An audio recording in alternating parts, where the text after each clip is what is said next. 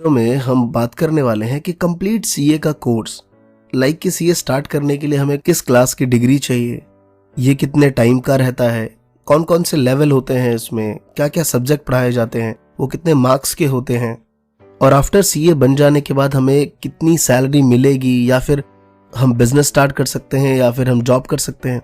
तो दोस्तों पूरी कंप्लीट सीए के रिगार्डिंग इस वीडियो में मैंने आपको बताने की कोशिश की है। तो दोस्तों सबसे पहले बात करते हैं 12th क्लास के बाद कि जैसे ही आपने 12th क्लास कंप्लीट किया है, वो किसी भी स्ट्रीम से हो सकता है, साइंस, कॉमर्स, आर्ट्स, किसी भी स्ट्रीम से, but most of the student commerce वाले सीए कोर्स को चूज करते हैं।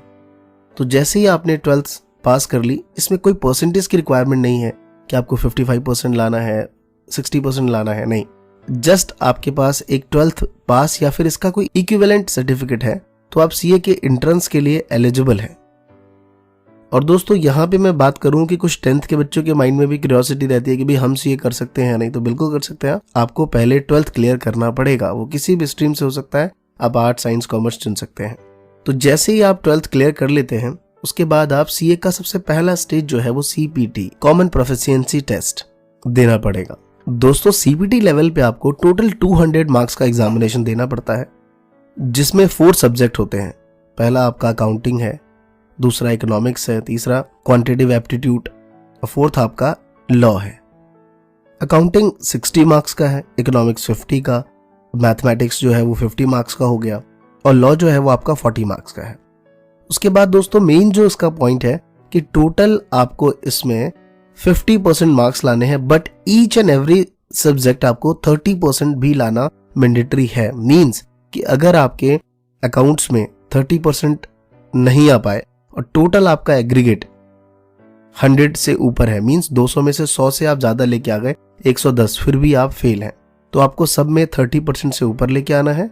और दूसरा कि आपका एग्रीगेट टोटल भी 50% से ऊपर होना चाहिए। और दोस्तों जो सीपीटी का अटेम्प्ट है वो 1 जून और 1 दिसंबर, मींस कि एक ईयर में आप 2 बार उसे दे सकते हैं, 1 जून और दिसंबर। मोस्ट ऑफ द स्टूडेंट मैंने देखा है कि जैसे 12th क्लियर करते हैं तो जून अटेम्प्ट देते हैं। ये बहुत अच्छी बात है कि एट द टाइम वो दे देते हैं और ये क्लियर भी हो जाता है। और सीपीटी के लिए मुझे नहीं लगता अगर आप कोचिंग की इतनी ज्यादा जरूरत होगी। अगर आप कॉमर्स बैकग्राउंड से, हाँ साइंस से हैं, आर्ट्स से हैं, तो आपको कोचिंग लेनी ही पड़ेगी। बट अगर आप कॉमर्स बैकग्राउंड से हैं और आप चाहते हैं कि सेल्फ स्टडी करके भी आप सीपीटी क्वालिफाई कर सकें, तो आई एम श्योर कि ये बिल्कुल इजी है और हो जाएगा।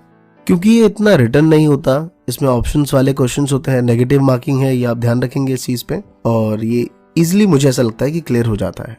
तो दोस्तों सेकंड जो बात करते हैं वो है आईपीसी लेवल। जैसे आप सीपीटी क्लियर करते हैं तो आप आईपीसीसी में आ जाते हैं। और दोस्तों इसका भी एग्जामिनेशन एक ईयर में 2 बार होता है, एक बार मई में और एक बार नवंबर में।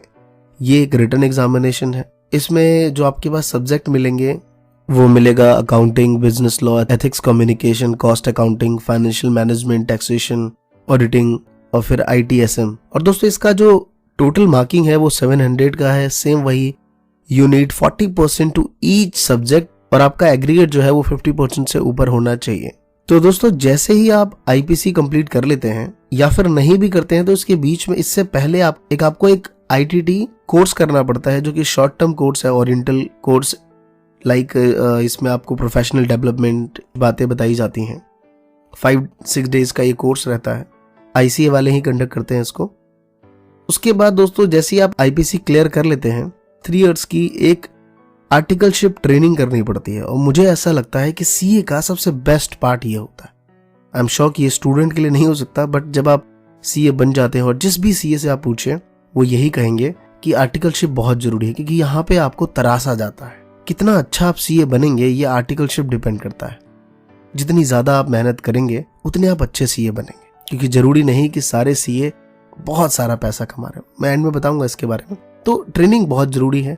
उसके बाद दोस्तों जैसे आप अपनी आर्टिकलशिप कंप्लीट कर लेते हैं तो आप आ जाते हैं 3rd लेवल पे, सीए फाइनल में। इसमें भी आपका 2 लेवल होता है, बाकी आपके टोटल जो है वो 800 मार्क्स का पेपर होता है। यहाँ भी वही है, 40% आपको लाने हैं ईच सब्जेक्ट में और 50% आपका एग्रीगेट होना चाहिए। यहाँ पे आपको भी सब्जेक्ट मिलते हैं, financial reporting, strategic financial management, advance auditing, corporate law, direct tax, indirect tax, और जो भी फर्दर चेंजेस होते हैं वो आईसीए वाले अपनी साइट्स अपलोड कर देते हैं। तो उसका लिंक मैं डिस्क्रिप्शन में दे दूंगा, वहां जाके भी डिटेल चेक कर सकते हैं इसके बारे में। और दोस्तों इसके लिए आप अप्लाई जो है वो ऑफलाइन भी कर सकते हैं और ऑनलाइन भी कर सकते हैं। ऑनलाइन के लिए आपको ICAI की साइट पे जाना पड़ेगा और दिए गए इंस्ट्रक्शंस के अकॉर्डिंग आपको बाकी सारी चीजें फिलअप करनी पड़ेंगी। कोई ज्यादा एक्सपेंस नहीं है इसमें। हाँ, इसकी कोचिंग बड़ी एक मायने रखती है कि कोचिंग हम कहाँ से करें। तो दोस्तों कोचिंग के रिगार्डिंग मैंने CPT के लेवल पे बताया कि जरूरी नहीं भी हो सकता है, बट आप ले सकते हैं। IPCC लेवल पे मुझे ऐसा लगता है कि 99.9% स्टूडेंट को कोचिंग लेना ही चाहिए और वो लेते भी हैं। डिपेंड करता है आप किस स्टेट में रहते हैं, वहाँ पे कौन से कोचिंग सेंटर बेटर है वो आप देख सकते हैं अपने अकॉर्डिंग, बट गाइडेंस बहुत जरूरी है इन सभी लेवल पे। और कोचिंग में थोड़ा पैसा आपका ज्यादा लग सकता है, बाकी सारी चीजें बहुत ही रिजनेबल है। तो ये था दोस्तों CA का एक कंप्लीट पैकेज कि किस तरीके से आप CA का कोर्स कर सकते हैं।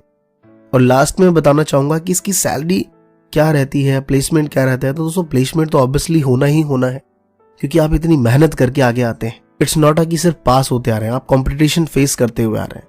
3 साल की ट्रेनिंग करी है, उतनी मेहनत की है, फाइनल पास किया है, IPCC कंप्लीट किया है। तो ये सारी चीज अगर आप करते हैं तो इसमें नो डाउट कि आपके अंदर एबिलिटी नहीं है।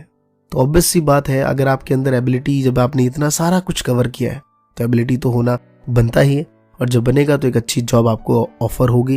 ये डिपेंड करता है कंपनी टू कंपनी की किस कंपनी में आप जाते हैं, क्योंकि जब यहाँ पे भी आते हैं तो यहाँ भी एक लेवल है कि भाई किसने कौन से अटेम्प्ट में क्लियर किया या फिर क्या किसका क्या रहता है, उसके अकॉर्डिंग उनकी सैलरी डिसाइड होती है। स्टार्टिंग अगर मैं बात करूं एक अप्रॉक्स, तो पर मंथ दोस्तों 60 to 70,000 रुपीज स्टार्टिंग में आपको यहाँ पे मिलेगा। बाकी जैसे जैसे आप आगे बढ़ेंगे आप अपना खुद का प्रोफेशन भी स्टार्ट कर सकते हैं। तो दोस्तों ये थी कुछ बातें इसके रिगार्डिंग, और आपके माइंड में कोई भी डाउट हो इसके रिगार्डिंग तो आप कमेंट सेक्शन में जरूर पूछिए मुझसे, मैं उसके आंसर्स दूंगा। और दोस्तों आप ये भी देखिए कि मैंने कमेंट सेक्शन में और भी बच्चों के आंसर्स दिए हुए हैं, तो क्या पता आपका आंसर्स उस कमेंट में हो। और आप किस टॉपिक पे वीडियो चाहते हैं आगे नेक्स्ट आने वाली वीडियोस, कमेंट करके जरूर बताइए। और दोस्तों ये वीडियो कैसा लगा आपको इसके रिगार्डिंग भी जरूर कमेंट करिए। धन्यवाद।